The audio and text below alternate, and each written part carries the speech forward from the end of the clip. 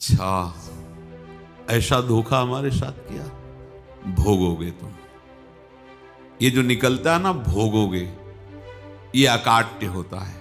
क्योंकि किसी का भी हृदय, मान लो किसी भी जीव जंतु को आप कष्ट दें और उसका हृदय आह भर जाए, तो वो आह वज्र की लीक है, तुम्हें भोगना पड़ेगा। वो आह किसी की ना लेना जिंदगी।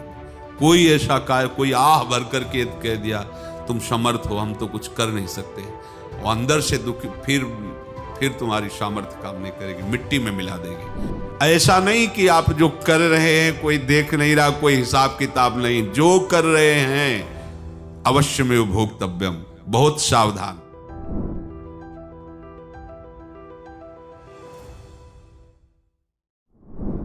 जीव स्वयं नित्य निरंतर कर्मों के जाल को रच रहा है और अपने आप को बांध रहा है। आपको मुक्त होना है, बंधना नहीं है। जीव का जन्म कर्मों के अनुबंध से होता है, कर्मों के बंधन से होता है, और उसको अपना ऋण चुकाना होता है।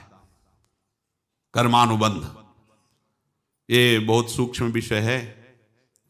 जैसे आप जिस परिवार में जन्म लिए हैं, तो उस परिवार के लोगों से आपका ऋण है, इसलिए उसी परिवार में आप आए हैं। और ऋणानुबंध, उसको बिना चुकाए या बिना वसूल किए आप वहां से जाएंगे नहीं। आपको लेना है तो वसूल करना है, और देना है तो चुकाना है। ये पूर्व के जन्मों से निश्चित किया गया है। जैसे किसी के यहां पुत्र हुआ, जन्म से ही पैसा खर्चा शुरू हुआ, जो बड़ा हुआ तो उद्दंडता के द्वारा मार पूरे परिवार को क्लेश पर क्लेश देता चला जा रहा है। ये तुम्हारे कर्म का फल है।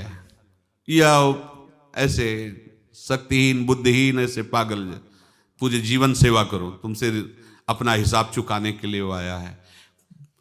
अब परिवार के जो सदस्य जुड़े आके, मतलब पत्नी आते ही पूरी हृदय में आनंद, परिवार में आनंद, और जीवन भर वो आनंद ही सुख देने के लिए उसका जन्म हुआ। वो अपना ऋणानुबंध मुक्त, और आते ही भयंकर क्लेश खड़ा कर दिया, बीच में दीवाल और झगड़ा वैसा, फिर अतरे दिन मारपीट शुरू, कलह अशांति, पूरा जीवन नरक हिसाब करने आए।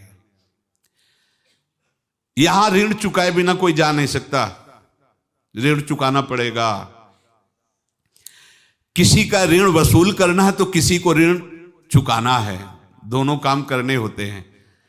अनेक जन्मों